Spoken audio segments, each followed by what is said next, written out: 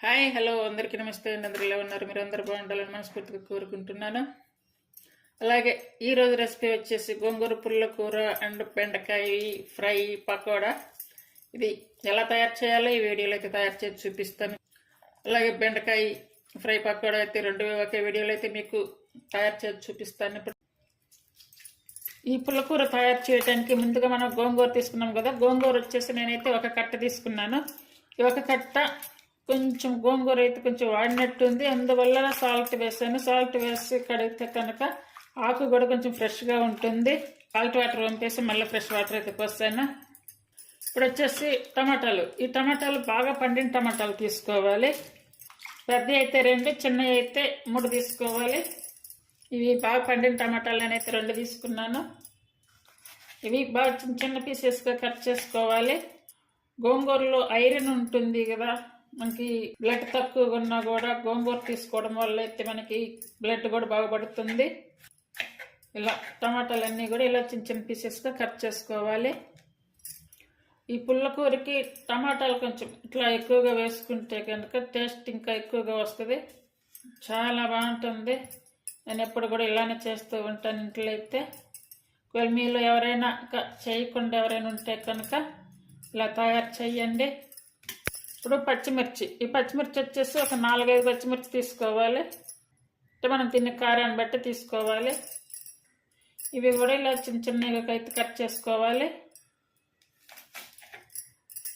ఇలా ఇప్పుడు స్టవ్ మీద ఒక పాత్ర పెట్టుకొని అందులో ఆయిల్ వేసుకోవాలి.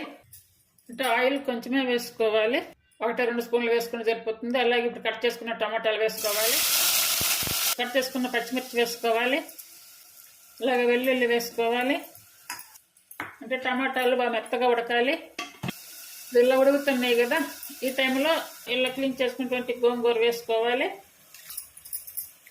అంటే గోంగూర కొంచెం తక్కువగా తీసుకొని కొంచెం టమాటాలు కొద్దిగా ఎక్కువగా వేసుకుంటే చాలా బాగుంటుంది టేస్ట్. ఇందులో కొంచెం వాటర్ అయితే వేసుకోవాలి, అంటే కొంచెం ఒక 1/2 గ్లాస్ అలా వేసుకోవాలి. ఇప్పుడు ఇందులో వేసిన ఇవన్నీ కూడా కంప్లీట్గా బాగా మెత్తగా ఉడికించుకోవాలి. మిడిల్ ఫ్లేమ్ మీద కానీ లేదంటే సిమ్ మీద కానీ పెట్టుకొని ఉడికించుకోవాలి.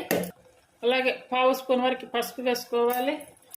అలాగే కారం మనం తినే టేస్ట్ని బట్టి తీసుకోవాలి. అంటే మీరు ఆల్రెడీ టమాటా గోంగూర అయితే ఉడికింది, ఇంకా పచ్చిమిర్చి ఉడకాలి కాబట్టి కంప్లీట్గా నేను సిమ్ మీద పెట్టేసి ఉడికించుకోవాలి. అలాగే టేస్ట్ సరిపడే సాల్ట్. అయితే ఈ టమాటాలు పచ్చిమిర్చి ఇవన్నీ కూడా కొంచెం ఇలా మెత్తగా చేసుకోవాలి. ఇప్పుడు స్టవ్ ఆపేసుకోవాలి. చూడండి, నేనైతే కనుక ఒక గంటతోనే ఇలా మెత్తగానే వేసుకున్నాను.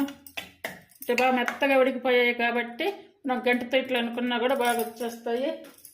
ఇప్పుడు సన్నగా కట్ చేసుకున్నటువంటి ఆనియన్స్.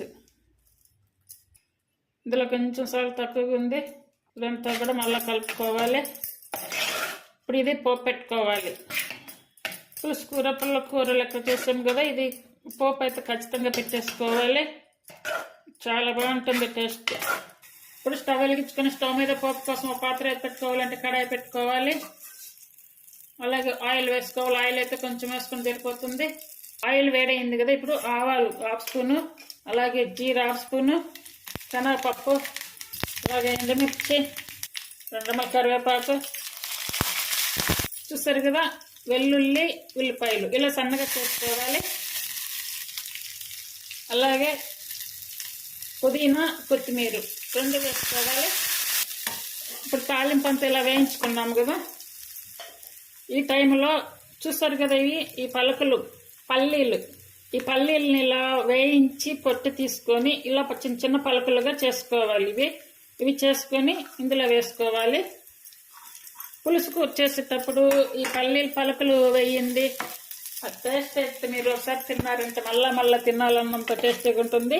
ఇప్పుడు ఈ ఉడికించుకున్నటువంటి మనం తయారు చేసుకున్న ఈ గోంగూర ఇందులో వేసుకోవాలి. కావాలనుకుంటే కొంచెం వాటర్ కూడా వేసుకోవచ్చు. ఈ తాలింపులు ఇవి వేసాము కదా, ఇప్పుడు ఎక్కువ అవసరం లేదు, ఒక 2 నిమిషాలు అలా ఉంచేసుకొని దించేసుకోవాలి. స్టవ్ ఆపేసుకోవాలి. ఇట్లా ఈ పల్లీల పొడి వేసి గోంగూరని ఇలా తయారు చేయండి. పులుసు కూర చాలా చాలా బాగుంటుంది టేస్ట్. ఈ పద్ధతిలో కనుక ఇంకెవరైనా తెలియని వాళ్ళు చేయని వాళ్ళు ఉంటే కనుక ఇలా తయారు చేయండి పులుసు కూరని.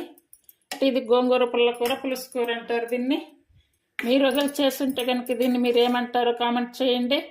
చూసారు కదా ఎంత టేస్టీగా ఎంత బాగుందో. చూసేదాన్ని ఇక్కడ చాలా బాగుంది. ఈ పల్లీలు గోంగూర పులుసు కూర రెసిపీ మీకు నచ్చినట్టయితే ప్లీజ్ లైక్ చేసి షేర్ చేసి సబ్స్క్రైబ్ చేయండి.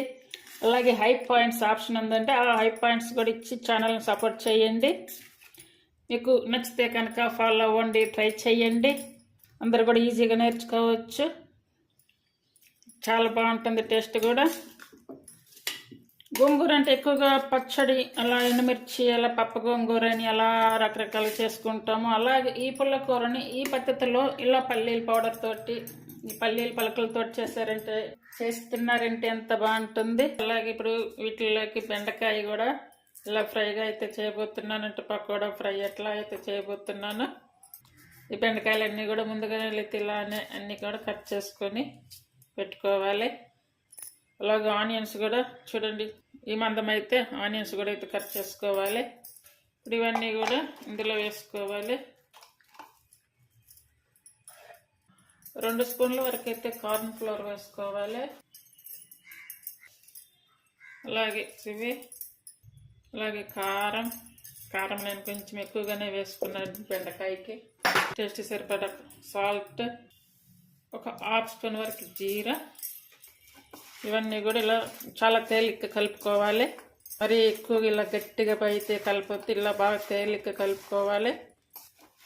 ఇలా కలుపుకునేటప్పుడు కొంచెం లైట్గా వాటర్ అయితే వేసుకోవాలి.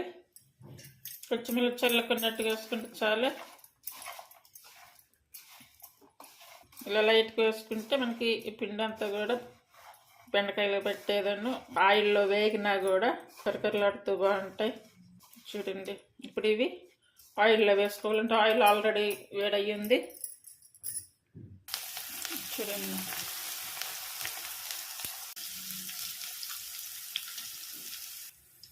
చూడండి, ఇప్పుడైతే రెండో పక్క తిప్పుకొని వేయించుకోవాలి. చూడండి, అంత ఒకటి వచ్చేలాగా వచ్చేసింది. ఇప్పుడైతే తీసి ప్లేట్లో పెట్టేసుకోవాలి. చూడండి, స్నాక్గా తిన్నా కూడా చాలా బాగుంటుంది. అలాగే పప్పు, చారు, సాంబార్ అన్నిటికీ బాగుంటుంది. అన్నం పెట్టుకొని ఇలా ఈ బెండకాయ పకోడా పెట్టేసుకొని ఇవి అయితే చూడండి బాగా క్రంచి చాలా బాగా వచ్చాయి. ఇదండి బెండకాయ పకోడా, గోంగూర పులుసు కూర.